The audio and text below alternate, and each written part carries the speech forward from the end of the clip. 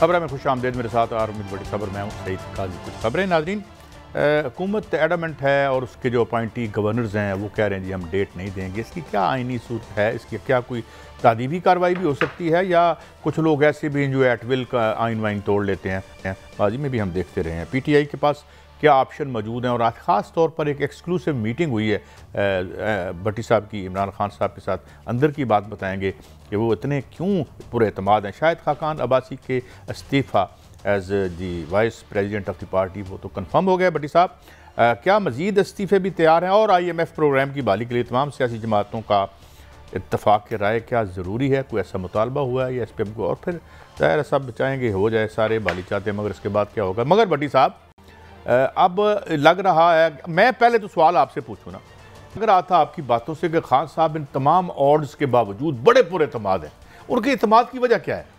بسم اللہ الرحمن الرحیم۔ قاضی صاحب، میں آپ کو ایمانداری سے کہہ رہا ہوں، ہم نے ساری عمر جرنلزم کی ہے۔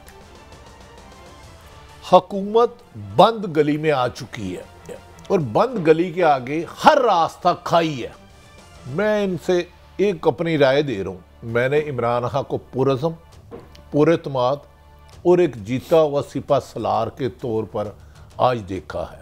آج آپ کی ون آن ون بھی ملاقات ملاقات ہوئی ہے۔ میں حیران ہوں کہ عمران خان کو یقین ہے کہ الیکشن ہوگا، اور یہ جو نابالغ پولیس والوں نے گروپ بنایا ہوا نا، بچوں نے، عمران خان کو پتا ہے مجھے کون گرفتار کرنا چاہ رہا ہے، کون جھوٹے مقدمے کروانا چاہ رہا ہے، اور کون ریٹائرنگ روم میں سازشیں کر رہا ہے۔ یہ مجھے آپ نے جو بات بتائی، میں دوبارہ آپ سے پوچھنا چاہتا ہوں کہ انہیں ہر وہ میٹنگ کی کیسے؟ بابر اعوان صاحب ہمارے ساتھ تشریف لے آئے ہیں۔ بھٹی صاحب میں آپ سے بات کرتے، تھینک یو ویری مچ۔ ناظرین، معروف قانون دان اور پی ٹی آئی کے لیڈر بھی اور سابق وفاقی وزیر، جناب تھینک یو ویری مچ آپ کے ٹائم کا۔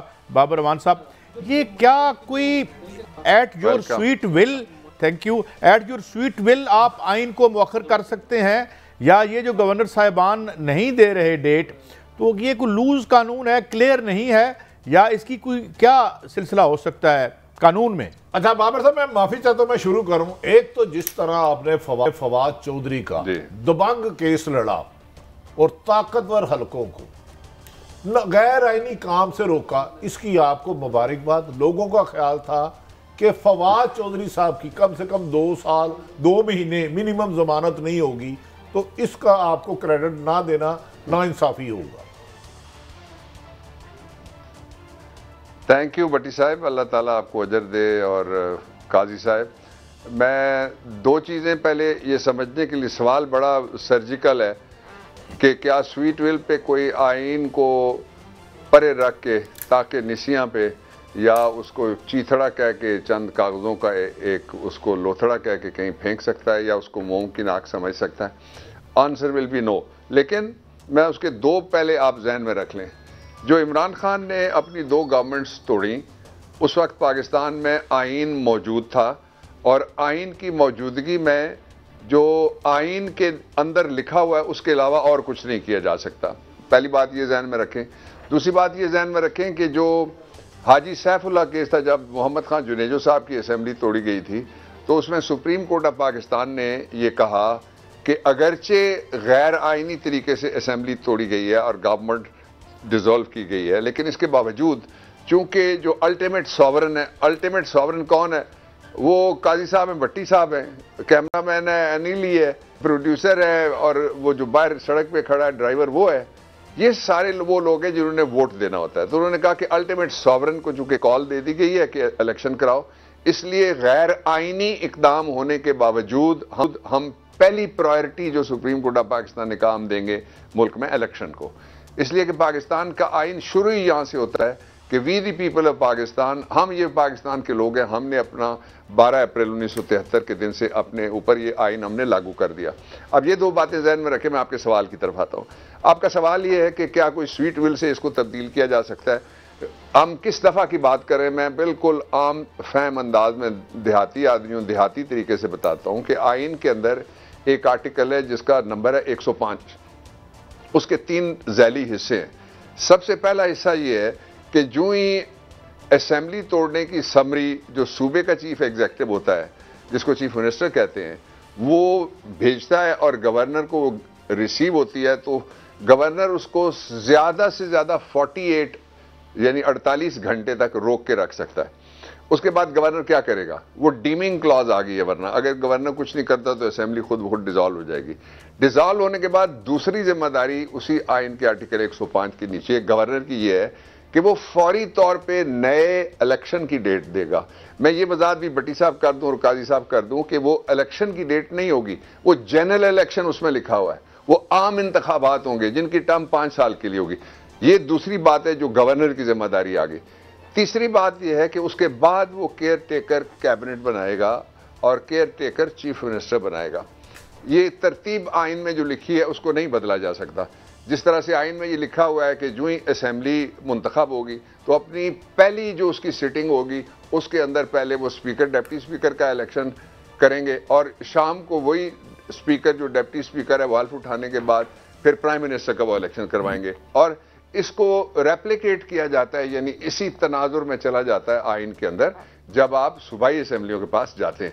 اس کو کوئی بدل نہیں سکتا. بدلنے کے لیے آئین کے آرٹیکل 2 ہیں، 238 اور 239. اس کے لیے 2/3 میجورٹی ہے. ہو دا ہیل از گورنر جو یہ کہہ سکتا ہے کہ میں اس آئین کو بدل سکتا ہوں یا میری سویٹ ول کے نیچے ہے آئین. جن 2 ادوار کی مثال دی جاتی ہے میں یہاں وہ بھی کلیئرٹی کر دیتا ہوں، پھر آپ کا اگلا سوال انوائٹ کرتا ہوں. ایک دور یہ کہا جاتا ہے کہ محمد خان جنیجو کے دور میں، اور پھر دوسرا دور یہ کہا جاتا ہے کہ بی بی کی شہادت کے بعد کی بات کی جاتی ہے. آپ کو یاد ہے کہ دونوں ادوار میں محمد خان جنیجو کی جب اسمبلیاں توڑی گئی تھیں اور الیکشن کا سوال پیدا ہوا تھا تو اس وقت آئین ملک میں معطل تھا. ایل ایف او سے حلف اٹھانے والی عدلیہ جو ہینڈ پک ججز تھے کہ یہ منظور یہ نامنظور والے، وہ حضرات بیٹھے ہوئے تھے. جب بی بی کے خلاف ایکشن ہوا تو اس سے پہلے 12 اکتوبر 99 کا مارشل لاء لگا تھا. اس کے بعد ایل ایف او لگا تھا دوسرے نمبر پہ. اس کے بعد تیسرے نمبر پہ ایمرجنسی پلس لگی تھی. یہ 3 اقدامات ایسے تھے جن کے بعد ملک کے اندر کوئی آئین موجود نہیں تھا. آج سوٹو سے آزاد عدلیہ ہے اور آج آئین معطل نہیں ہے. جب آئین معطل نہیں ہے تو اس میں سے کوئی ایک لفظ بھی نہ کوئی ڈال سکتا ہے 248 239 کے علاوہ، نہ کوئی اس میں سے نکال سکتا ہے. 23 سال لگے ہمیں. جنرل ضیاء الحق صاحب نے اپنا نام ایک آرٹیکل میں ڈال لیا تھا جو نکالنے کے لیے، اس لیے کہ 2/3 میجورٹی کے بغیر وہ آئین میں سے کوما بھی آپ تبدیل نہیں کر سکتے. سیمی کولن جہاں لگا وہ بھی وہیں پہ لگے گا اور فل سٹاپ بھی وہیں ہوگا جہاں پہ ہے. اس لیے اب میں آخری بات ایک لائن میں کرتا ہوں. یہ آرٹیکل 6 کی صریح خلاف ورزی ہے. صریح، اس کو سنگین غداری کہیے. اس لیے کہیے کہ ملک میں ایک جج جو سیاسی بھی تھا جس نے پارٹی بھی بنائی، اس کو ہٹانے کے لیے اگر ایک آرمی چیف کو سزائے موت دی جا سکتی ہے، میں وہ سیٹھ صاحب والی ججمنٹ پہ نہیں جاننا چاہتا کہ انہوں نے کیا کیا احکامات اور صادر کیے تھے، تو وہ اگر دی جا سکتی ہے تو یہ گورنر جو ہیں یہ they are agent of the federation. ان کی اور نازک صورتحال ہے. They are under the president. ان کی اور نازک صورتحال ہے اور پریزیڈنٹ کی ول کے اوپر جو ایڈوکیٹ جنرل ہے اور جو اٹارنی جنرل ہے اور جو گورنر ہے صوبے کا، وہ آپ 101 نکال لیجئے، 100 نکال لیجئے، وہ دونوں پریزیڈنٹ کی پلیئر کے اوپر، ول کے اوپر بھی نہیں بلکہ پلیئر، یعنی ان کی خوشنودی پہ ہے کہ وہ رہیں یا نہ رہیں. آپ کے پرسوں میں گیا تھا ایک میٹنگ کے لیے عمران خان صاحب سے، تو اس میں نے بریفنگ دی تھی. جو گورنر ہے وہ اگر ایسا نہیں کرتا تو پھر آئین میں لکھا ہوا ہے کہ اس کو کوئی عدالت بھی کنڈون نہیں کرے گی. آئین کا آرٹیکل جو 6 ہے اس کا 2A، ابھی قاضی صاحب کہہ رہے تھے میں وفاقی وزیر تھا، میں وزیر قانون بھی رہا ہوں، میرے دور میں وہ شامل ہوا تھا 2A.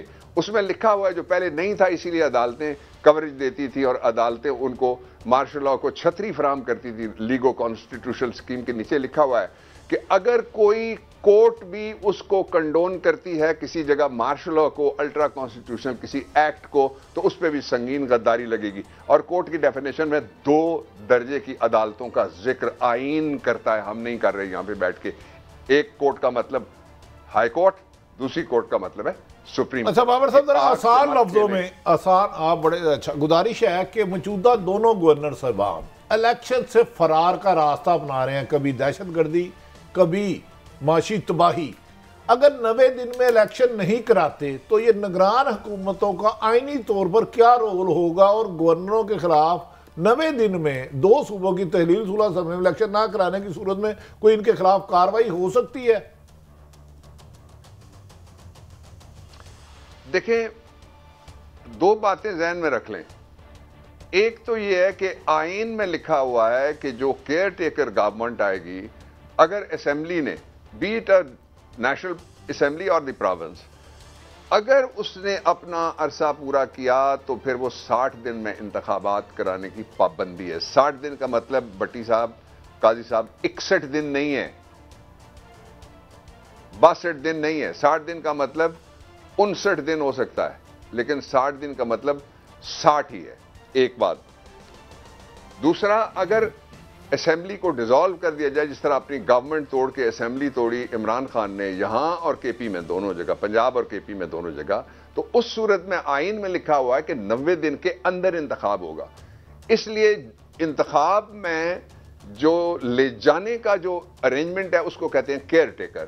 کیئر ٹیکر کیا ہوتا ہے کہ میں گھر سے باہر جا رہا ہوں, میرا چوکیدار میرا کیئر ٹیکر ہے. وہ مالک تھوڑا ہی بن گیا کہ آ کے وہ کہے گا کہ میں صوفہ یہاں رکھوں گا اور میں کچن والے کو نکال رہا ہوں اور میری پھوپھو آئندہ کچن پہ میں اس کو قبضہ دوں گا اور یہاں بیٹھ کے وہ روٹیاں پکایا کرے گی اور آدھی مجھے دیا کرے گی. پہلے یہ اس کا کام نہیں ہے. جو کیئر ٹیکر ہے جو کر رہے ہیں وہ شدید ترین توہین عدالت ہے, اس لیے کہ سپریم کورٹ اور ہائی کورٹس کی ججمنٹس ہیں کہ کیئر ٹیکر جو ہیں اس طرح کی نہ تبدیلیاں کر سکتے ہیں. جو وہاں ایگزیکٹو سسٹم بیٹھا ہوا ہے, 22 لوگوں کے نام ہم نے لکھ کے دیے ہیں, یہ وہ لوگ ہیں جن پہ ہمیں عدم اعتماد ہے. ان 22 میں سے تقریباً آج شام کو, ابھی تھوڑی دیر پہلے میری بات ہوئی تھی لاہور میں, عمران خان صاحب سے بھی ہوئی, ایک دو اور دوستوں سے بھی میں نے بات کی, تو وہ حضرات یہ فرما رہے تھے کہ 22 میں سے 14 کے قریب وہ لوگ لگائے جا چکے ہیں. تو یہ کیئر ٹیکر تو نہ ہوا نا, یہ چیئر ٹیکر ہو گئے ایک طریقے سے, جو ناکام کوشش اس کی کر رہے ہیں. ایک اور پہلو ہے جو بہت امپورٹنٹ ہے لوگوں کے علم کے لیے, وہ یہ ہے کہ جس طرح بٹی صاحب آپ نے پوچھا پھر کیا ہوگا, پھر یہ ہوگا کہ یہ سارے کے سارے گرفتار ہوں گے اگر یہ اس کو ایکسٹینڈ کرتے ہیں اور عدالتیں موجود ہیں.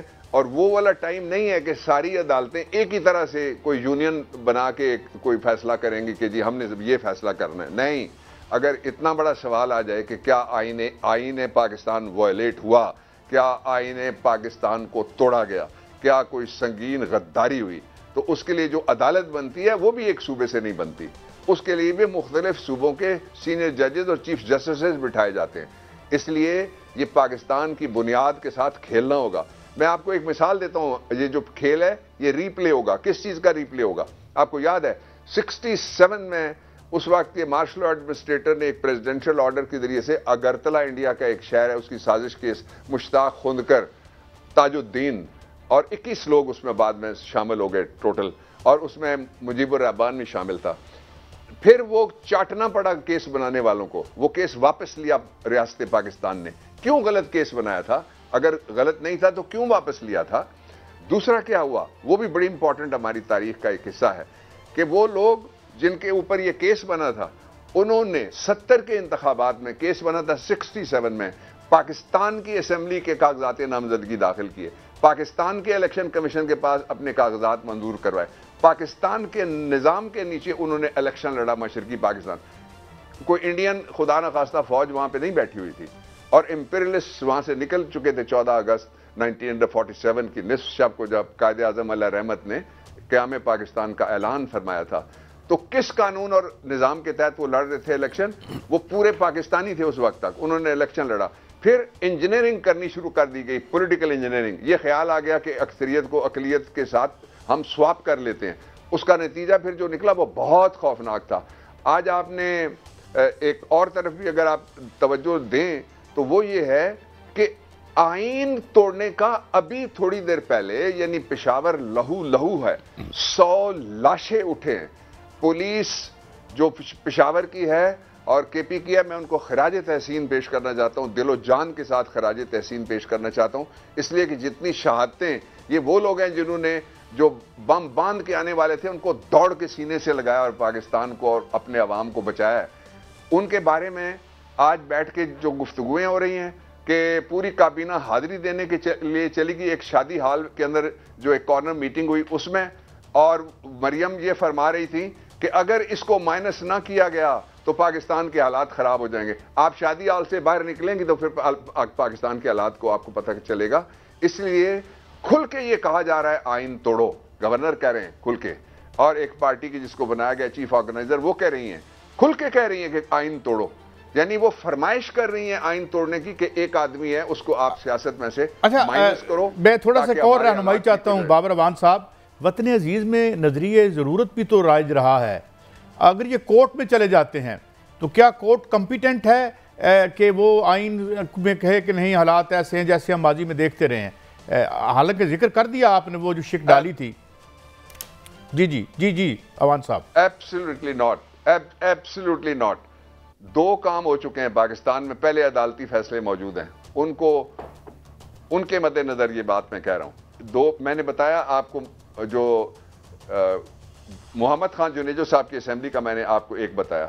دوسرا یہ ہے کہ پاکستان میں یہ بہانہ لگایا گیا تھا کہ ابھی تک ایک پارٹی جو اس وقت گورنمنٹ میں بیٹھی ہوئی ہے وہ چلی گئی تھی سپریم کورٹ، اس نے کہا کہ ابھی تک سنسس نہیں ہوا، مردم شماری نئے طریقے سے ہماری فرمائش کے مطابق نہیں ہوئی، اس لیے آپ الیکشن کو روک دیجئے۔ سپریم کورٹ آف پاکستان نے کہا الیکشن نہیں روکا جا سکتا، طے شدہ وقت کے اندر ہوگا۔ انہوں نے کہا کہ یہ لکھا ہوا ہے کہ ہم پہلے مردم شماری، انہوں نے کہا پچھلی پہ کہاں لکھا ہوا ہے کہ نہیں ہو سکتا، پچھلی مردم شماری پہ پھر وہ الیکشن ہوا۔ اور جمعے کو وہ کیس لگا ہوا ہے سنگل بینچ کے سامنے، جو لاہور ہائی کورٹ میں پاکستان تحریک انصاف نے اسد عمر صاحب کے ذریعے سے فائل کیا ہے۔ وہ جو جج صاحب تھے انہوں نے اپنا جو آرڈر بھی تھا اور ان کا جو آربٹر ڈکٹا جو وہ ریمارکس دیتے ہیں، اب تو ججمنٹ آ گیا کہ ریمارکس جو ہے ان کی حیثیت بھی ایک ججمنٹ کی حیثیت ہوتی ہے، تو وہ انہوں نے کہا کہ 90 دن کا مطلب 90 دن ہے، 90 دن کا مطلب 91 دن نہیں ہے۔ آپ ذرا دیکھیے گا شقی القلبی، وہ جس طرح کسی نے کہا تھا نا کہ اے وطن کیسے یہ دھبے در و دیوار پہ ہیں اور کس شقی کے یہ تمانچے تیرے رخسار پہ ہیں، اس وطن کے منہ کے اوپر، اس کے آئین کے منہ کے اوپر تمانچہ مارنے والے وہ تیار بیٹھے ہوئے تھے۔ جو ہی دھماکہ ہوا انہوں نے کہا کہ ان حالات میں الیکشن کیسے ہو سکتا تھا؟ کیوں لوگوں کے ذہنوں میں سوال پیدا کرتے ہو؟ کیوں لوگوں کے ذہنوں میں بغاوت جنم دینا چاہتے ہو کہ یہ کوئی کس نے پلان کیا، کیا ہوا؟ آج جو سوال اٹھ رہے ہیں وہ سوال اس قدر خطرناک ہیں کہ ان کے جواب دینے چاہیے۔ عمران خان صاحب نے یہ اس تقریر سے پہلے میٹنگ کی تھی اور یہ طے ہوا کہ ہم چونکہ پاکستان کے آئین کے کسٹوڈین ہیں، آئین کی بالادستی کے لیے ہم نے اپنی حکومتیں توڑی ہیں۔ آئین کی بالادستی کا تقاضا ہے بر وقت الیکشن کیا جائے، اور آئین کی بالادستی کا تقاضا یہ ہے کہ وہاں کے لوگوں کو اس کے اوپر ٹھیکیدار نہ بٹھائے جائیں۔ گورنر کو شرم نہیں آتی؟ وہ جب یہ کہتے ہیں، میں کے پی کے گورنر کی بات کر رہا ہوں، کہ میں کسی سے پوچھوں گا، مجھے کہیں سے اجازت ملے گی، وہ ڈیٹ دیں گے، پھر میں تو ویئر از دی کانسٹیٹیوشن؟ وہ جو کوتوال ہے اس وقت گورنر اس شہر کا، اس کو تو 100 لاشیں دیکھ کے گھر بیٹھ جانا چاہیے تھا، اس کے بعد فوراً اس کو ریزائن کرنا چاہیے تھا۔ He is the agent of the federation. اچھا، یہ عوان صاحب آخری سوال بھی یہ فرمائیے، مردم شماری کا بھی بہانہ بنا، یا بہانہ کہہ لیں یا ایک ضرورت کہہ لیں، جو بھی آپ اسے سمجھیں، کین اٹ بی جسٹیفیکیشن؟ دیکھیے، مردم شماری کی جسٹیفیکیشن کی طرف جانے کے بجائے میں ذہن میں میرے یہ ہے کہ پاکستان کے آئین میں ایک میں نے آپ کو بتا دیا کہ مردم شماری کا بہانہ نہیں مانا سپریم کورٹ آف پاکستان نے۔ دوسرا یہ تھا، ایک سوال پیدا ہو گیا جب مشرقی پاکستان کی علیحدگی ہوئی، وہ بنگلہ دیش بنا اور جو ہمارا بازو ٹوٹ گیا، تو اس کے ٹوٹنے کے بعد یہ سوال پیدا ہوا کہ اسمبلی تو ہے نہیں، تو جو فائننس ایکٹ ہے جس کو ہم بجٹ کہتے ہیں وہ اسمبلی پاس کر سکتی ہے۔ تو اس وقت ایک ریفرنس آرٹیکل 186 میں گیا تھا سپریم کورٹ آف پاکستان میں، جس میں سپریم کورٹ آف پاکستان نے کہا کہ جو پچھلا بجٹ ہے اس کو ہی کانسٹیٹوئنٹ اسمبلی اب بنے گی نئے سرے سے، اس کے آنے تک آپ ایکسٹینڈ کر دیجئے۔ یہ ایگزامپل بھی موجود ہے، لیکن آپ ٹائم نہیں بدل سکتے جو ٹائم دیا گیا ہے الیکشن کے لیے، اس لیے کہ دوسری یہ بھی رہنمائی فرمائیں۔ عمران خان صاحب سے آج ملاقات ہوئی تو وہ کہہ رہے تھے جب واپس آئیں گے جو انہوں نے ملک کا خزانہ لوٹا ہے اور نیب قوانین میں غلط ترامیم کر کے این آر او لی ہے، ہم آ کے اس کو واپس کریں گے اور قانون کے مطابق کریں گے۔ کیا ایسی گنجائش ہے کہ جنہوں نے ملک کا کروڑوں روپے لوٹا ہے ان کا دیا ہوا این آر او کے دوبارہ مقدمات کھل سکے؟ آئین کیا کہتا ہے؟ بابر اعوان صاحب کیا کہتے ہیں اس میں؟ یس، میں بٹی صاحب آئین کی زبان بتاتا ہوں، پھر میں اپنی اوپینین آپ کو بتاتا ہوں۔ ایک واقعہ بھی میں آپ کو بتاتا ہوں، بڑا خوفناک ہے لیکن میں آپ سناؤں گا آج۔ بٹی صاحب اور قاضی صاحب، آئین آپ کا جو ہے وہ یہ کہتا ہے اس بارے میں جو آپ نے ابھی سوال کیا، وہ یہ کہتا ہے، پاکستان کا آئین ہے کہ میرے لیٹرز اینڈ اسپرٹ پہ میرے اوپر آپ کریں اعتبار. جو میں کہہ رہا ہوں وہ ٹھیک ہے، اس لیے کہ وہ عمرانی معاہدہ ہے. میرا کسی ادارے کے ساتھ کوئی معاہدہ نہیں ہے بحیثیت شہری. کسی وہ نہ عدل کا ادارہ ہے، نہ انتظامی ادارہ ہے، نہ عسکری ادارہ ہے، نہ ہی کوئی بلدیاتی ادارہ ہے، اور نہ ہی وہ کوئی ایگزیکٹو ادارہ ہے. میرا سے مراد شہری کا، اس کا معاہدہ جو ہے وہ صرف ریاست کے ساتھ ہے.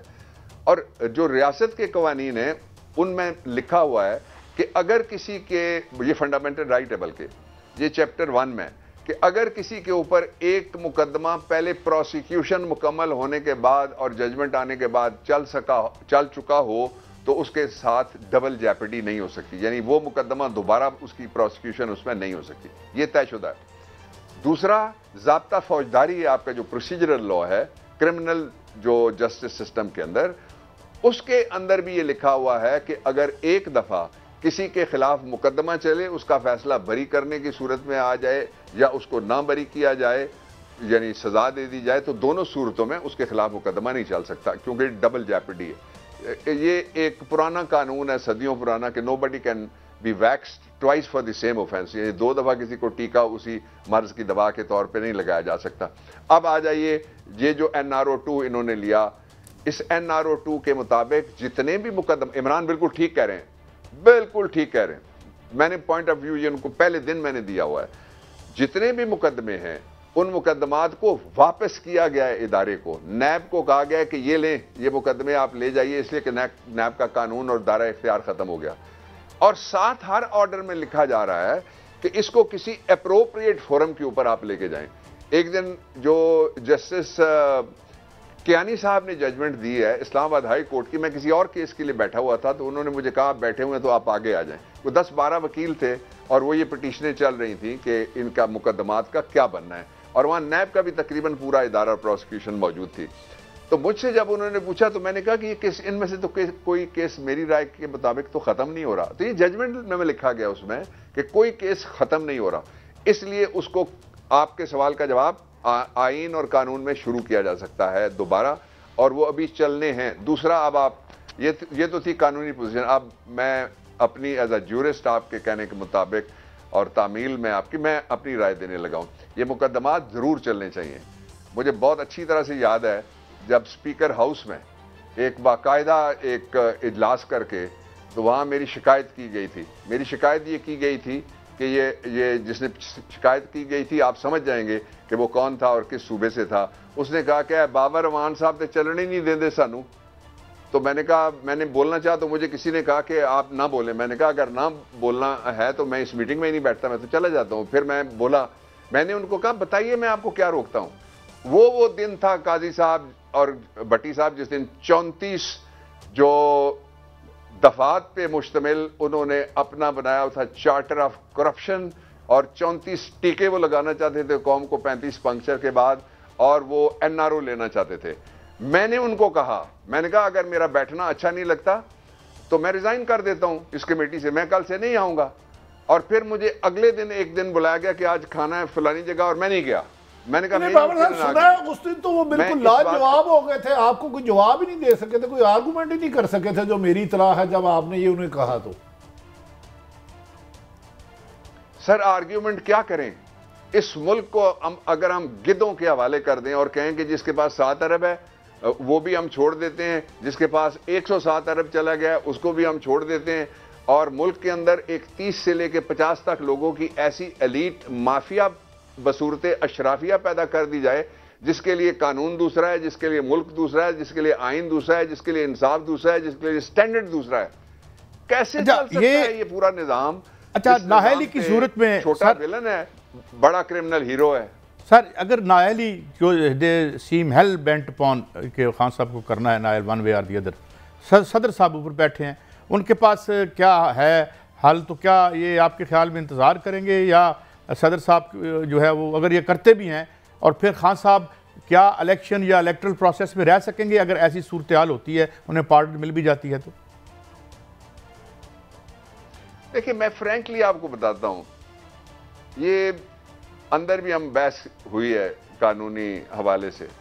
آئی ڈونٹ سی نااہلی ہونا، جس طرح میں کسی جگہ مجھے نااہلی کی کوئی صورت نظر نہیں آتی. اس کا سبب ہے، اس کا سبب یہ ہے، وہ میں صدر والا سوال کا جواب کا حصہ وہ بھی میں ایڈریس کرتا ہوں، کہ جتنے بھی مقدمات ہیں عمران خان کے خلاف، جو فوجداری مقدمات ہیں، ان میں الزام یہ ہے کہ ان کی ایما پہ فلانا ہو گیا اور ایما پہ فلانا ہو گیا۔ ایما پہ ایک ہی فیصلہ ہے پاکستانی عدلیہ کا، جو عدلیہ بھی، وکیل تو اس فیصلے کو دیکھ کے استغفار پڑھتے ہیں، عدلیہ کے میں سب سے بڑی عدالت میں نے جب وہ فیصلہ ایک کیس میں کچھ عرصہ پہلے پیش کیا، کوئی میرے خیال میں 3 سال پہلے یا 2.5 سال پہلے پیش کیا، تو انہوں نے کہا یہ فیصلہ آپ کیوں پیش کرتے ہیں؟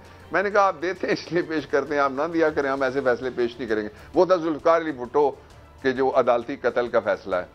تو یہ جو اصل ایشو اس وقت ہے وہ یہ ہے کہ کس بات کی نائلی کریں گے، کیس کون سا ہے جس میں، یعنی 10 مہینے لگا کے پوری ریاست، پوری سیاست، پوری سلطنت لگی ہوئی ہے، پوری سرکار لگی ہے، پورا دربار لگا ہوا ہے، سارے وسائل لگے ہوئے ہیں، پیسے لگے ہوئے ہیں، تو عمران خان کے خلاف نکلا کیا ہے؟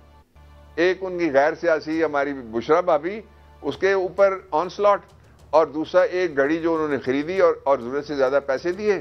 جب توشہ خانے کی قوالی اپنے عروج پہ تھی اور ہمرائی جو تھے وہ طبلے سرنگیاں بجا رہے تھے، تو ہم نے ایک ریٹ پٹیشن میں ایک آرڈر آتے دیکھا، 2 جگہ سے آیا، ایک اسلام آباد ہائی کورٹ سے اور لاہور ہائی کورٹ سے۔ اس میں انہوں نے کہا کہ 1947 سے آج تک کے سارے توشہ خانے لے آؤ۔ اس میں سے ایک راز نکل آیا، ہمیں پتہ لگا کہ اس کے اندر پیچھے کون ہے، وہ کون ہے، کون تھا، وہ وہاں سے نکل آیا۔ پتہ لگا کہ 2016 میں نواز شریف نے اپنے دور حکومت کے اندر ایک آرڈر جاری کیا ہوا ہے جس کو او ایم کہتے ہیں، آفس میمورینڈم، اس کی کوئی آئینی قانونی حیثیت نہیں ہوتی۔ اس میں لکھا ہوا ہے کہ میڈیا ہائپ پیدا ہوتی ہے، اس لیے جو گاڑیاں میں لے کے جا رہا ہوں یا ہم نے جو چوری کی ہوئی ہے، پیسہ ہی نہیں دیا، ٹیڈی پیسہ نہیں دیا، گاڑی آپ لے جا ہی نہیں سکتے، وہ لے گئے۔ ایک وہ اس کو میڈیا ہائپ آپ لوگ بناتے ہیں، عارف حمید بھٹی صاحب، سعید قاضی صاحب، اس لیے اس کو اور جی این این والے روک دیا جائے۔ دوسرا انہوں نے کہا کہ جو ہی کسی نے تحفہ کسی کا نکلا تو وہ اس کے ساتھ ہمارے تعلقات سفارتی خراب ہو جائیں گے، ہماری سفارتکاری۔ بھائی تحفہ دینے والا کبھی کسی کے پیچھے گھوما ہے کہ وہ مجلس میں جا کے کہتا ہے میں تو انو پجامہ دیتا سی تے تو انو بڑا چنگا لگ رہا ہے تو میں دیتا سی تو انو؟ کبھی کوئی یہ کہتا ہے یہ تحفہ آپ یوں استعمال کریں؟ تحفے کا مطلب یہ ہے، اس کے جو ہبہ کہتے ہیں عربی میں، اس کو ہبہ اور گفٹ کہتے ہیں اس کو انگلش میں، اس میں ڈونی ہے اور ڈونر ہے۔ آپ نے مجھے ایک قلم دیا، میں ڈونر موجود ہوں، میں نے قلم لے لیا۔ قلم اگر نہ ہوتا یا میں لینے والا نہ ہوتا یا آپ دینے والے نہ ہوتے، اس کے 3 حصے ہیں، وہ ہم نے پیسے دے کے لیا تھا۔ تو اس لیے میں نائلی کسی جگہ نہیں دیکھ رہا، لیکن اگر کوئی زبردستی کرنے کی کوشش کی گئی تو حالات لوگوں کے تصور سے کہیں زیادہ خراب ہوں گے جو ہم نہیں چاہتے۔ بابر صاحب، میں ایک سوال، جو میری اطلاع ہے کہ موجودہ امپورٹڈ حکومت کا سارا انتظار یہی ہے کہ عمران خان کو کسی نہ کسی صورت گرفتار کرایا جائے یا نااہل کرایا جائے۔ توشہ خانہ میں بظاہر ایسی کوئی چیز نظر نہیں آتی، اس سے پہلے گاڑیاں بھی لی گئی، تو کیا یہ غیر آئینی فیصلہ کر کے ملک میں عدم استحکام اور ملک کو انارکی کی طرف نہیں لے جانا ہوگا؟ دیکھیں بھٹی صاحب، ایک چیز ذرا میں آپ کے سوال سے پہلے میں ایک آپ کو، اسلام آباد میں بیٹھا ہوں، آپ لاہور ہے، آپ کو زیادہ پتہ ہے، پٹھوار شہر اقتدار ہے۔ میں عرض کر دیتا ہوں کہ اس وقت کوشش یہ ہو رہی ہے کہ کچھ لوگ آپ کو نظر آتے ہوں گے، وہ بہت بڑے جمہوریت کے پلر جو بننے کے لیے اسی پارٹی کے گورنمنٹ میں سے بھی لوگ ہیں، وہ باہر نکلے ہوئے ہیں۔ آپ ذرا پتہ تو کریں وہ ٹیم کس نے نکالی ہے۔ وہ امیدوار ہیں مختلف غیر آئینی عہدوں کے۔ میں نے میرے خیال میں اس سے آگے نہیں جانا چاہیے مجھے۔ اس کا مطلب ہے جو ٹیکنوکریٹ یا ملتے ہیں جب نظام غیر آئینی، تو یا آپ نے تو اشارہ دے دیا، اس کا مطلب ہے لگڑ بگڑ کوئی نظام لانا چاہ رہے ہیں مسلط کر کے کسی کو۔ لیکن وقت کی دیوار آ جاتی ہے، اتنی خوبصورت گفتگو اور اتنے مشکل مسائل کو، آپ نے پیچیدہ مسائل کو بڑی سادگی سے ہمارے ناظرین، بہت شکریہ، ہمیں ٹائم دیتے رہا کریں بابر اعوان صاحب کو، نائس آف یو۔ جی تو یہ ساری تو انہوں نے چیزیں واضح کر دیں، لیکن بھٹی صاحب میں بریک کی طرف جا رہا ہوں۔ بات یہ ہے کہ وہ کہتے ہیں نا کہ بھٹی صاحب میرے زیادہ قریب ہیں یا قصون میرے نزدیک ہے، تو طاقت کا پھر اپنا آئین اگر کوئی زور زبردستی کرنا چاہتے ہیں، بریک کے بعد حاضر ہوتے ہیں۔ بھٹی صاحب کی 1 on 1 ملاقات پہ بات کریں گے، عمران خان صاحب نے کیا بات کی اور کچھ مزید خبریں۔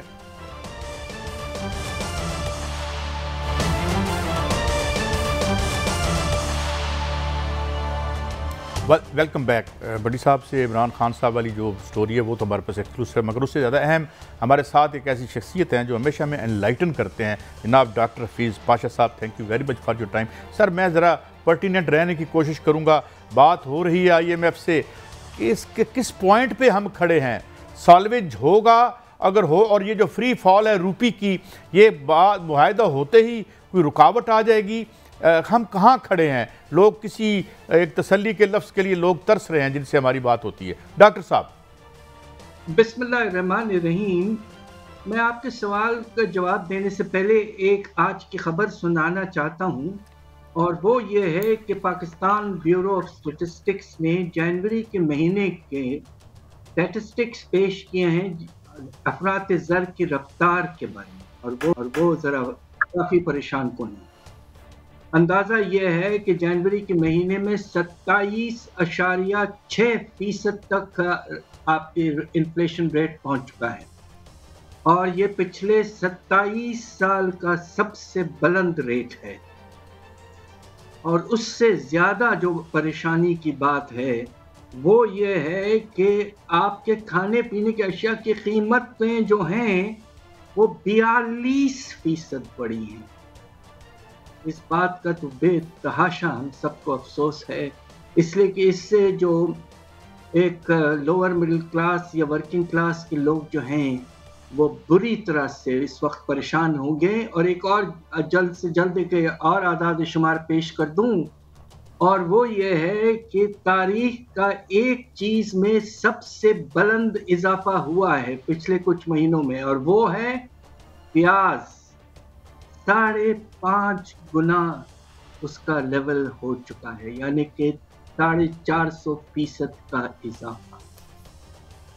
واقعی ایسی چیزیں میں نے تو پاکستان پہ پچھلے 35 سال سے کام کر رہا ہوں، ریسرچ کر رہا ہوں، کبھی میں نے ایسا وقت نہیں دیکھا. اب IMF کی طرف آ جائیں.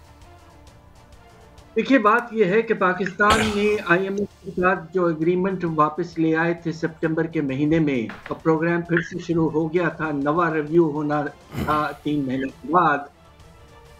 مجھے افسوس سے کہنا پڑ رہا ہے کہ اکتوبر کے بعد سے خاص طور پہ ہم نے IMF پروگرام کے جو ریفارمز ہم نے خود کمٹ کیے تھے، لیٹر آف انٹینٹ جو ہماری حکومت نے ایشو کیا تھا، اس پہ کوئی تیز رفتاری نہیں آئی. بہت سے ریفارمز جن پہ اگریمنٹ ہو چکا تھا وہ امپلیمنٹ نہیں ہو پائے، اور سب سے بڑا اگزامپل یہ تھا کہ ہم نے اگریمنٹ کیا تھا کہ روپے کی قدر جو ہے وہ مارکیٹ ڈٹرمنڈ ہوگی، مگر پالیسی کو تبدیل کر دیا گیا، اور اس کے نتیجے میں آپ دیکھیں کہ روپے کو آرٹیفیشلی اوور ویلیوڈ رکھا گیا، اور جب آپ کو یہ پالیسی وڈرا کرنا پڑا پچھلے 2-3 دن میں تو تقریباً 40 روپے کی کمی آئی ایک وقت میں. اب سوال یہ پیدا ہوتا ہے کہ چونکہ بہت سے دوسرے ریفارمز آپ نے امپلیمنٹ نہیں کیے ہیں IMF کے، تو اس وقت جو بات چیت چل رہی ہے وہ سنا یہ ہے کہ بہت سخت IMF کا رجحان ہے. IMF کہہ رہی ہیں کہ بجٹ کا خسارہ جو بہت مشکل سے ہم کر سکیں گے اسے میٹ کرنا ہی آپ کو ہے. بجلی اور گیس کی نرخوں کو آپ کو بڑھانا ہی بڑھانا ہے. آپ کو پیٹرولیم لیوی کو 50 روپے تک لے جانا ہی لے جانا ہے. آپ کو اپنے روزانے کے خرچے جو ہیں وہ نمایاں طور پر کم کرنے ہیں. ایسی ایک لمبی لسٹ ہے. اب آپ دیکھیے کہ آنے والے 9 دن میں جبکہ وہ مشن پاکستان میں رہے گا، کیا ہم آگے بڑھ پائیں گے یا نہیں، یہ ایک بہت بہت بڑا سوال موجود ہے. اچھا، ایک سوال اور انہوں نے اٹھایا ہے کہ اگر پولیٹیکل کنسنسس نہ ہوا تو پروگرام ہم نہیں دیں گے. اب یہ جو ٹگ آف وار ہے اور ایک کانفلکٹ ہے جس کا کوئی ہمیں سلوشن نظر نہیں آتا، تو کیا یہ بھی اس پہ اثر انداز ہو سکتا ہے ڈاکٹر صاحب؟ یہ بات دراصل یہ ہے کہ کچھ انسرٹنٹی یہ ہے کہ الیکشنز کب ہونے ہیں، اور کچھ پریشر تو آپ نے دیکھا ہے کہ اب ہمارے 2 پروونسز میں بھی الیکشنز ہونے ہیں. تو لہٰذا IMF یہ کہہ رہا ہے کہ آپ کا پروگرام جو ہے وہ جون کے اینڈ تک چل رہا ہے، کیا ہمیں یہ گارنٹی ہے کہ آنے والے مہینوں میں اور خاص طور پہ بجٹ کو پیش کرنے کے وقت جون میں آپ کے پاس یہ اسی حکومت کی حاضری ہوگی یا کوئی تبدیلی آ چکی ہوگی؟ اس لیے وہ کہہ رہے ہیں کہ جو سب سے بڑی اپوزیشن پارٹی ہے اس کے دستخط بھی ہونا ضروری ہے، اور جو حالات سیاسی اس وقت ہیں آپ سوچئے کہ یہ حاصل ہونا ہے۔ اچھا ڈاکٹر صاحب گزارش یہ ہے کہ 2 صوبوں میں آپ نے خود فرمایا اسمبلی نہیں، عوام کے نمائندے ہی نہیں ہیں، پنجاب اور کے پی کے 175 سیٹیں خالی ہیں قومی اسمبلی میں جو سب سے بڑی جماعت ہے، تو پولیٹیکل کنسنسس ہوگا کیسے؟ یہ تو ایک دوسرے سے بات نہیں کرنا چاہ رہے، تو آئی ایم ایف کیا ان کی باتوں پہ یقین کرے گا جو 13 مختلف جماعتوں کو زبردستی بٹھایا گیا ہے؟ ڈو یو تھنک یہ کوئی آئی ایم ایف سے نتائج بہتر کر پائیں گے بات چیت؟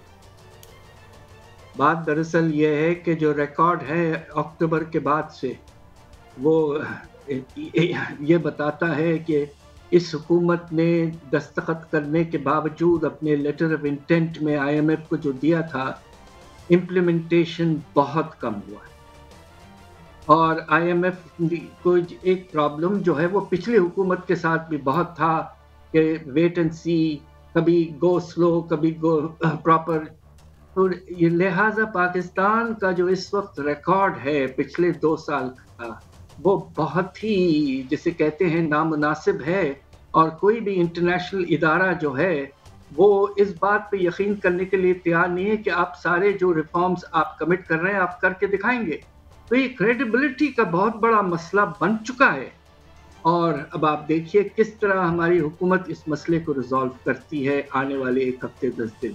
ڈاکٹر صاحب آپ نے بہت بڑی خبر یہ بھی دے دی کہ اگر خان صاحب دستخط نہیں کرتے تو یہ ڈیل تھرو نہیں ہوگی، ایم آئی رائٹ؟ بھی میرا خیال ہے کہ جس طرح آپ نے کہا کہ دوسرے پارٹی کی بھی دستخط ضرورت ہوگی، تو میرا بھی اندازہ، حالانکہ مجھے اس کے بارے میں کوئی ڈائریکٹ خبر نہیں ہے، مگر آپ کے کہنے کے بعد مجھے اندازہ یہ ہوا ہے کہ آئی ایم ایف بعض اوقات یہی کرتا ہے جب حکومتوں کا ٹینیور بالکل واضح طور پر نہ ہو، پتہ ہو۔ اچھا ڈاکٹر صاحب آپ نے فرمایا کہ ایک افسوسناک بات ہے کہ 70% زرعی ملک ہے اور کچھ عرصے میں 550 گنا 5 گنا پیاز کی قیمت میں اضافہ ہوا ہے۔ اگر آئی ایم ایف سے ہم ایگریمنٹ کر لیتے ہیں مزید پیٹرول، گیس اور ان چیزوں میں بجلی میں اضافہ ہوتا ہے تو کیا مہنگائی کی شرح ضرورت سے زیادہ نہیں بڑھ جائے گی؟ خطرہ ضرور اس کا موجود بہت زیادہ ہے۔ اب آپ دیکھیے کہ پچھلے مہینے 24.5% تھا اور ایک مہینے میں یہ 27.6% ہو گیا، اور یہ اس وقت ہوا ہے کہ جو پچھلے 2-3 دن 13 سے 14% روپے کے ویلیو میں کمی آئی ہے وہ اس میں ریفلیکٹ نہیں ہے۔ خطرہ یہ ہے کہ اگر آپ آئی ایم ایف کے پروگرام کو حاصل کرتے ہیں سارے ریفارمز کرنے کے بعد، تو افراط زر کی رفتار 35% سے بھی زیادہ جا سکتی ہے۔ مگر اس طرح بھی سوچئے، مجھے افسوس سے کہنا پڑ رہا ہے کہ اگر آئی ایم ایف پروگرام نہیں ہوا اور آپ کے ریزروز جو صرف 3.6 ارب ڈالر ہیں وہ ختم ہو گئے ہیں، تو آپ تو دیوالیے کی طرف چلے گئے۔ اس کے بعد خدا نہ خواستہ افراط زر کی رفتار 60-70% بھی جا سکتی ہے، جس طرح دوسرے ملکوں میں۔ ڈاکٹر صاحب ایک رہنمائی قائی صاحب، ڈاکٹر صاحب میں نے دیکھا ہے کہ کچھ دنوں سے پیٹرول پورا نہیں دیا جا رہا، لمبی قطاریں ہیں، وہ کہہ رہے ہیں بس 5 لیٹر لگوا لو، 10 لیٹر ڈلوا لیں گاڑیوں میں، تو ڈو یو تھنک اس طرح معاملات آگے چلیں گے؟ کیا کوئی صورتحال تھوڑی سی تشویشناک نہیں یہ ہو رہی؟ یقیناً ہو رہی ہے۔ آپ یہ دیکھیے کہ چونکہ فارن ایکسچینج کی کمی تھی تو آپ نے پیٹرولیم پروڈکٹس اور کروڈ آئل کی امپورٹ پہلے 6 مہینے اس سال جولائی سے دسمبر تک 30 سے 35% آپ نے والیوم آف امپورٹ کم کیا ہے، تو آگے جا کر کبھی نہ تو کبھی شارٹیج ہونے کا خطرہ تو پیدا یقیناً ہو سکتا ہے۔ ڈاکٹر صاحب کل میں ایک بینک میں موجود تھا، میں ادارے کا نام نہیں لیتا، مگر ایک سینئر بینکر مجھے بتا رہے تھے کہ ایک بہت اہم مالیاتی ادارہ وداؤٹ نیمنگ اٹ کہ اس کے لوگ تو اپنے جو وہ سیف ڈپازٹ ہیں وہ بھی خالی کر رہے ہیں، تو کیا اس طرح کا بھی خدا نہ خواستہ سینیریو بن سکتا ہے جو لوگوں کے ڈالروں میں پیسے پڑے ہیں ان کا کیا مستقبل ہے، روپوں میں کیا مستقبل ہے، اور یہ جو ڈبے ہوتے ہیں بینکوں میں ان کا کیا مستقبل ہے؟ دیکھیے خدا نہ خواستہ اگر ہم باقی دیوالیے کی طرف چلے گئے، آئی ایم ایف کا پروگرام آگے نہیں بڑھا تو خطرات تو بے تحاشا بڑھ جاتے ہیں، اور سوال یہ پیدا ہوتا ہے کہ تقریباً 6 ارب ڈالر کے فارن کرنسی ڈپازٹس جو ہیں اور کچھ روشن ڈیجیٹل وغیرہ، وہ پیسہ کیا حکومت کو مجبوراً استعمال کرنا پڑے گا؟ کچھ تو شاید آلریڈی استعمال ہو چکا ہے، اس کے آگے میں کہنا نہیں چاہتا۔ ابھی 900 ملین چائنا کو ہم نے دینا ہے، تو اگر یہ ڈیل تھرو کتنی جلدی ہو سکتی ہے اور اس سے ریلیف ہمیں مل جائے گا کہ ہم یعنی کم از کم کریش نہ کریں، سافٹ لینڈنگ ہو جائے؟ بات یہ ہے کہ اگر آپ کا ایم ایف پروگرام کی ریویو سکسیسفلی کمپلیٹ ہوتی ہے 9 تک تو یہ معاملہ ایگزیکٹو بورڈ پہ جاتا ہے اور اس میں تھوڑا سا وقت تو لگتا ہے، مگر یقیناً اگر آئی ایم ایف پروگرام کا 9th ریویو سکسیسفلی کمپلیٹ ہو گیا تو جو لوگ رکے ہوئے ہیں اس وقت، اب آپ دیکھیے کہ بائی لیٹرلز میں ہمارے دوست ملک سعودی عربیہ نے تو خاص طور پہ کہا ہے کہ آپ کو ریفارم کرنا ہے، یعنی کہ اشارہ یہ ہے کہ آئی ایم ایف پروگرام کی چھتری میں رہیں۔ دوسرے ملک بھی ہیں، چائنا کا بھی ہماری طرف جو رجحان ہے وہ یہی ہے، کاشس۔ تو ہو سکتا ہے کہ جب آئی ایم ایف کا پروگرام آپ کا آگے بڑھ جائے اور یہ واضح ہو جائے کہ پاکستان فائنینشلی رسپانسبل رہے گا، تو باقی ملٹی لیٹرل ایجنسیز جو ہیں، ورلڈ بینک، ایشین بینک وغیرہ، وہ بھی جو کمٹمنٹس ان کے ہیں وہ پورے کریں گے۔ اور ڈاکٹر صاحب آپ ہمیشہ ہمیں انلائٹن کرتے ہیں، اللہ کرے آپ کی یہ دعائیں بھی اور یہ لوگ بھی عقل کے اور ہوش کے ناخن لیں۔ Thank you very much for your time, اور بہت ساری باتیں کلیئر بھی ہوگی، بٹ میں نے تھوڑا سا وقت نکال لیا ہے آپ کے لیے بٹی صاحب، لوگ انتظار میں تھے، تش نہ رہ جائیں گے۔ خان صاحب سے آپ کی ملاقات ہوئی، کیا ان کے اعتماد کی وجہ یہی تو نہیں ہے کہ سائن کریں گے وہ تو آئی ایم ایف ڈیل ملے گا؟ قائد صاحب، ایک تو جو کے پی میں بڑا خوفناک دل خراش جس میں ہمارے پاک پولیس کے فوج جوان شہید ہوئے، خان صاحب نے اس خدشات کا اظہار بارہا کہا۔ وہ کہہ رہے ہیں کہ اس ملک کو جس سٹیج پر یہ لے آئے، انہوں نے باقاعدہ ایک بالغ بچوں پولیس کا ایک گروپ کا ذکر کیا، انہوں نے کہا یہ سمجھتے ہیں کہ ادھر بٹھا کے مجھے گرفتار کر کے مسئلہ حل ہو جائے گا۔ میری اپنی رائے ہے کہ موجودہ حکمرانوں کو جا کے عمران خان کے ساتھ بیٹھ کے الیکشن کا راستہ بنانا چاہیے۔ نہ اس شخص کے اوپر موت کا خوف ہے، نہ گرفتار ہونے کا اسے خوف ہے، انہیں ایک ہی خوف ہے کہ میری باقی زندگی ہے، میں نے اپنی زندگی میں، مجھے چھوٹی عمر میں اللہ نے ہر عزت سے نواز دیا، ہر پیسے سے نواز دیا، باقی زندگی میں نے پاکستان کو پاؤں پہ کھڑا کرنے کے لیے کرنی ہے۔ حکومت کا سارا فوکس ہے کہ نااہل ہوگا۔ میں کہ خان صاحب کہا جا رہا ہے آپ نااہل ہو جائیں گے، ان کی خواہش ہے۔ انہوں نے کہا 22 کروڑ عوام کو نااہل نہیں کر سکتے۔ عمران ہاں 22 کروڑ عوام کی حقیقی جدوجہد کی جنگ کر رہا ہے۔ کے پی کے میں جائیں، پورے ملک میں سروے کریں۔ موجودہ حکمرانوں کے پاس ایک آپشن ہے اور آئینی قانون کے الیکشن میں چلے جائیں۔ قاضی صاحب، نہ عمران خان نے ان سے ڈرنا ہے، نہ گرفتاری سے، نہ موت سے، نہ کریک ڈاؤن سے، اور وہ جو ان امپورٹڈ حکمرانوں کے پسے پردہ جو آصف علی زرداری صاحب کی انہوں نے خصوصاً بات کی۔ اچھا، آپ نے کچھ سخت سوالات بھی کیے ہیں معیشت کے حوالے سے کہ آپ کیا کریں گے، وہ بھی ذرا بتائیں۔ نہیں دیکھیں، انہوں نے اسی کا انہوں نے کہا یہ 9-10 ماہ میں جس تباہی کے دہانے انہوں نے کھڑا کر دی ہے، ہمیں اس کے لیے دن رات محنت کرنی ہوگی، بڑے فیصلے کرنے ہوں گے، اور جنہوں نے این آر او لیا اس کو بھی ختم کرنا ہوگا۔ ان کے خیال میں تو قاضی صاحب ایک ہی طریقہ ہے، وہ کہہ رہے ہیں یہ اب ملک کی بقا کا مسئلہ ہے۔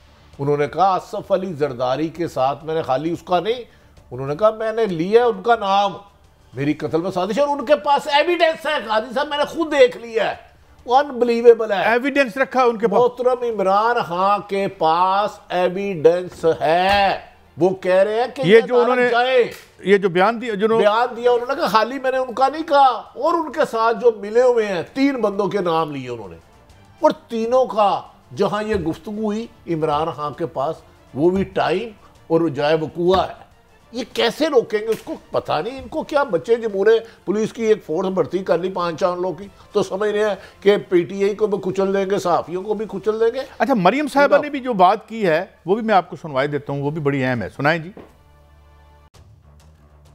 یہاں جتنے لوگ موجود ہیں اگر آپ سوشل میڈیا پر نہیں ہو تو آپ سب سوشل میڈیا پر، چاہے وہ ٹویٹر ہو یا وہ انسٹاگرام ہو یا وہ ٹک ٹاک ہو یا وہ فیس بک ہو یا وہ کوئی بھی پلیٹ فارم ہو، سب پر اپنے اکاؤنٹس بناؤ اور اپنی پارٹی کی اور ملک کی جنگ لڑو۔ قاضی صاحب گل یہ سوشل میڈیا تے سیاسی مقابلے تے آ گئی نا، معافی مانگ رہے ہیں۔ مریم نواز صاحب آئی ہیں، عمران خان ان سے عمر میں بھی بڑے ہیں، اور میں بتاؤں عمران خان درگزر بھی کر دیں گے۔ انہوں نے کہا کہ میں ملک کی خاطر سب کو معاف کر دوں گا جنہوں نے میری زیادتی کی ہے۔ اگر ٹویٹر پہ اور فیس بک پہ 22 کروڑ عوام کے ووٹ آپ نے لینے ہیں تو جائیں پھر گولیاں کھا کے لاہور میں رہنا سیکھے۔ ہزاروں لوگ باہر ہیں، ایک بیماری کا بہانہ بنا کے 3 سال اب لندن جاتے ہیں، ایک 3 گولیاں کھا کے بندہ اپنے گھر سے بیٹھا ہوا ہے۔ قاضی صاحب میں بتاتا ہوں، یہ اگر ٹک ٹاک سوشل میڈیا تے آ گئے نا، قاضی صاحب گل سن لو آپ کی طرح کی انہوں نے پرابلم ہے۔ پی ڈی ایم جا کے خان صاحب نے راضی کر لیا، چلو جی ایک سائفر لائٹر کے تحت ایک فراڈ کیا تھا، پکڑا گیا، اب ہم سے ملک نہیں چل رہا، آئیں مل کے ملک کے لیے صاف شفاف الیکشن کرائیں جسے اللہ عزت دے آ کے حکومت کرے۔ بھٹی صاحب ایک اور جو بات میں سوال کرنا چاہتا ہوں آپ سے، خوفناک بے چینی ہے سماج میں، کے پی کے لہو ہے اور کے پی کے میں لوگ بہت دکھی ہیں، کوئی ہوش کی ناخن؟ اچھا قاضی صاحب ایک بندہ مان لیا مریم صاحب کے کہنے پہ 25 ٹویٹر جعلی بنا لیتا ہے، ٹک ٹاکر 50 بنا لیتا ہے، ووٹ تو اس کا ایک ہی ہے اگر وہ بالغ ہے تو 18 سال کا ہے، اور ووٹ اگر 18 سال کا تو وہ پھر بے وقوف ہے مریم نواز کو ووٹ دے، پھر وہ ملک کی بہتری کے لیے دے گا۔ دیکھیں نا، بچوں کو کھلونوں سے بہلایا جا سکتا ہے لیکن بچوں کا ووٹ لینا۔ بھٹی صاحب میرا سوال آدھا تھا، مجھے یہ بتائیں کہ یہ اگر ہمیں ملتا ہے اس کے باوجود 42% فوڈ انفلیشن ہے اور یہ اگر اوپر جاتی ہے، لائنیں لگی ہوئی ہیں آٹے کے لیے، تو یار یہ کیا بیٹھے ہوئے ہیں؟ ابھی محترم حفیظ پاشا صاحب نے فرمایا کھانے پینے کی 42%، کیا ڈو یو تھنک اس کا افیکٹ محترمہ مریم نواز اور ان کی فیملی کو یا زرداری فیملی کو ہوگا؟ چلے 42% بڑھ گیا، آج کے بیانیے میں 52% بڑھ گیا۔ آج کے بیانیے میں انہوں نے سارا الزام جو ہے وہ پچھلی گورنمنٹ کو دیا کہ شہباز شریف صاحب کی وجہ سے یہ قیمت نہیں بڑھ رہی، عمران خان صاحب کی وجہ سے بڑھ رہی۔ آج کل ویسے وزیر اعظم کس کا نام ہے؟ وہ تو شہباز شریف صاحب ہی ہیں۔ اچھا جب یہ آئی اگلے دن انہیں 35 روپے کی سلامی کس نے دی؟ کیا دی؟ سلامی کلوزنگ کا مجھے پیٹرول کی قیمت میں۔ چلیں بھٹی صاحب کی خبر بھی آ گئی، کل پھر آپ سے ملیں گے، اجازت۔